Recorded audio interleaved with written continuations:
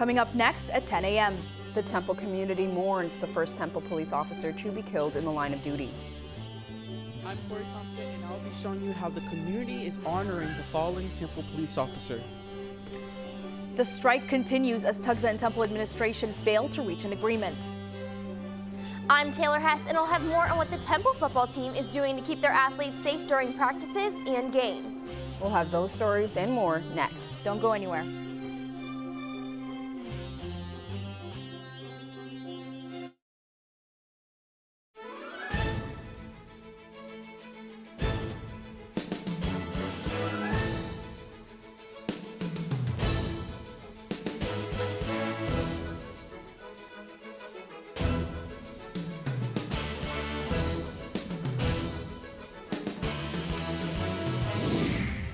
Biden is back. The president returns from Ukraine. A cherry anniversary. The pantry turns 5.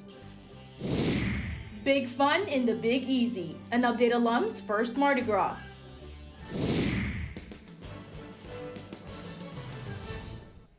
A growing memorial now stands just steps from where Temple University police officer Christopher Fitzgerald was killed in the line of duty. Hello and welcome. You're watching Temple Update. I'm Haya Qubbaj. And I'm Melissa Clausel. The Temple University community came together this week to mourn and honor the fallen officer. Officer Christopher Fitzgerald was shot Saturday night while trying to stop a robbery at the 1700 block of West Montgomery Avenue. The bell tower is lit up blue in honor of Officer Fitzgerald, along with other buildings in the city. Governor Josh Shapiro has ordered all flags to be flown at half-staff to honor him. Officer Fitzgerald joined the Temple University Police Department in October of 2021. He leaves behind a wife and 4 children between the ages of 7 and 13. His wife says he was a good man who took pride in his work and wanted to give back to the community. As shootings and other crimes are happening close to campus, many students are left feeling uneasy about campus safety efforts. Temple Update's Corey Thompson is live at the bell tower with more on how students are handling the first loss of a Temple police officer on duty. Corey, how are students feeling? Good morning, Haya and Alyssa. Some students are still experiencing mixed emotions of sadness and confusion. I spoke with 2 Temple students about how they felt at the visual and if Temple is doing enough for student safety. I wonder if I'm going to make it to graduation. Is it safe enough for me to make it to graduation? Will I make it? That is what Temple University freshman Veronica Wren is asking after the recent loss of Temple police officer Christopher Fitzgerald. Officer Fitzgerald was shot on the 1700 block of Montgomery Avenue Saturday night and soon pronounced dead at Temple University Hospital. Students, friends, and fellow officers have been visiting the growing memorial located at the corner of 17 and Montgomery throughout the week. Emotions heightened as the university hosted a visual in memory of Officer Fitzgerald, leaving students even more heartbroken. This is quite frankly devastating.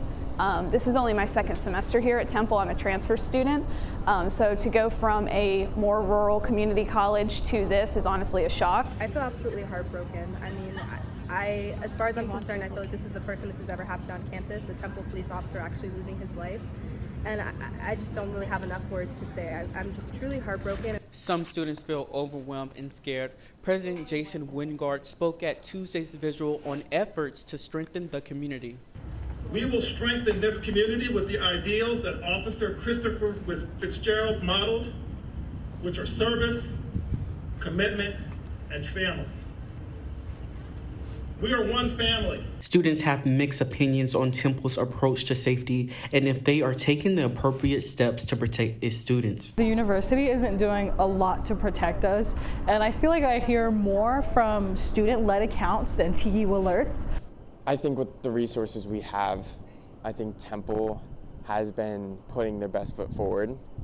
Obviously, everybody can make improvements every day. Stuff can be improved, stuff can be changed for the better. The Temple Police Association created a GoFundMe that has raised more than $400,000 for Officer Fitzgerald's family.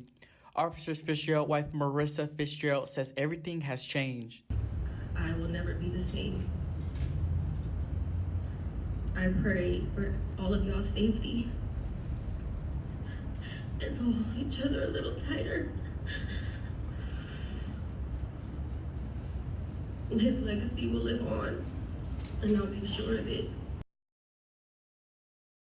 The viewing for Officer 30 p.m. at the The viewing for Officer Fitzgerald will take place today at 5:30 p.m. at the John F. Gimner's Funeral Home. Tomorrow, the funeral service will be at 8 a.m. at the Cathedral Basilica of St. Peter and Paul. Reporter for Temple Update, I'm Corey Thompson. Hyatt and Alyssa, back to you.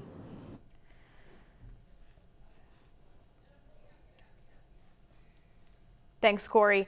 Suspect Miles Pfeffer's preliminary hearing has been scheduled for March 7th. Police say that after the murder of Officer Fitzgerald, Pfeffer fled the scene. He then carjacked someone and was later arrested around 7 a.m. Sunday morning at his home in Bucks County. Officials have charged Pfeffer with murder, criminal homicide of a law enforcement officer, disarming an officer, robbery, theft, evading arrest, and weapons crimes, along with other charges related to the carjacking. Police say that they have not recovered the murder weapon. As Corey mentioned, Officer Fitzgerald's viewing will be held tonight from 6 to 9 p.m. His funeral will be tomorrow from 8 to 11:30 a.m. at the Cathedral Basilica, followed by a service. Any member of the Temple community that wishes to attend has been asked to bring their TUID to be admitted. Just before Officer Fitzgerald's vigil on Tuesday, shots were fired near 19th Street and Montgomery Avenue.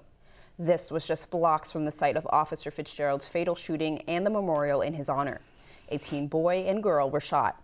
They are now in stable condition. And an Orlando television reporter originally from Philadelphia is among 3 killed in a shooting spree in Pine Hills, Florida, Wednesday. Spectrum News reporter Dylan Lyons was on the scene covering a homicide investigation where a woman was killed by a 19-year-old gunman earlier that day. The gunman returned to the scene later and opened fire on the news crew. The suspect has been arrested and charged with murder in connection with the first shooting Wednesday and is expected to be charged in 4 other shootings in the area. TUGSA members have voted down the tentative agreement that was announced by Temple late last week. The vote was not close, 350 to 30. Talks were scheduled to resume this week, but this means the strike is continuing.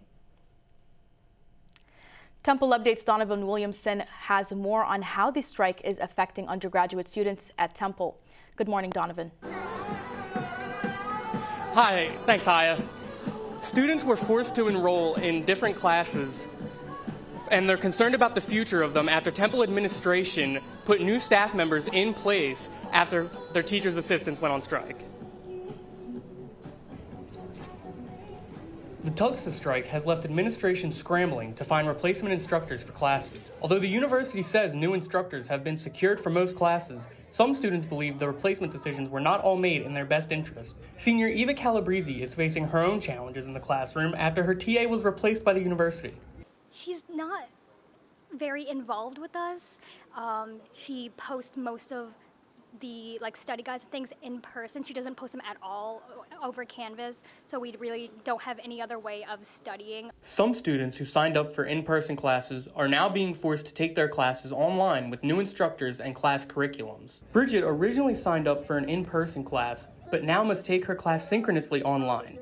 The only other option was to withdraw from the course, which would affect her progress toward graduation and her financial aid.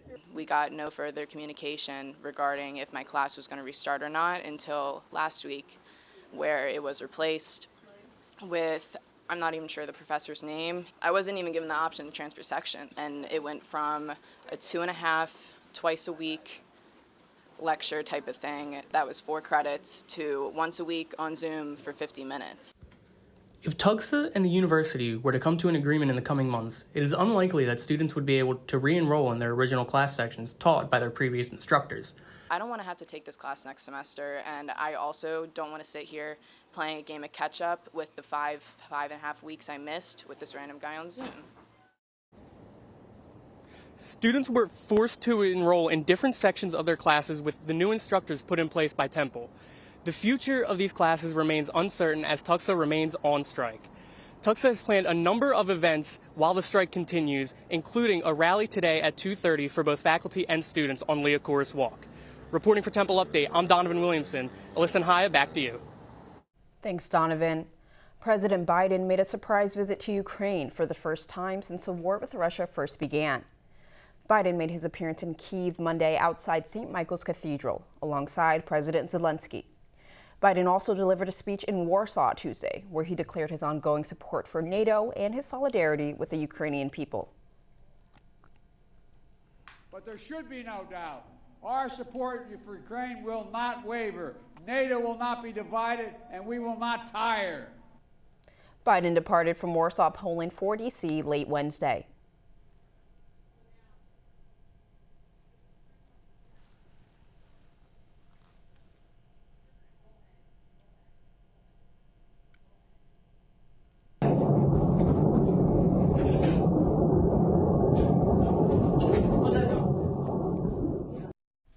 That was the sound and sight of explosions heard from the Ukrainian city of Sumy as Vladimir Putin ordered Russian forces to begin their invasion of Ukraine.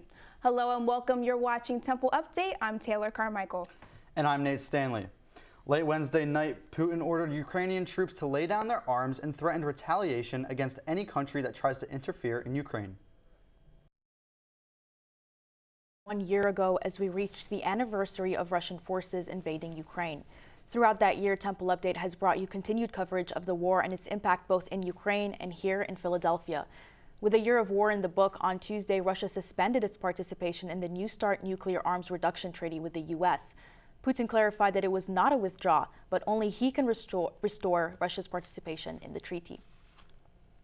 A new 6.3 magnitude earthquake hit Turkey earlier this week, killing 8 and injuring almost 300.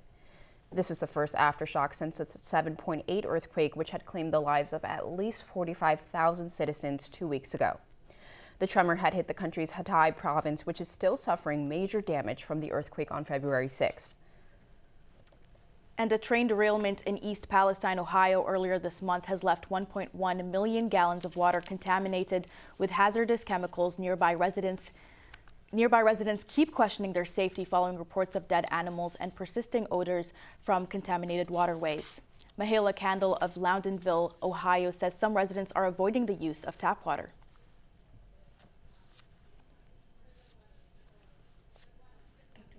The U.S. Environmental Protection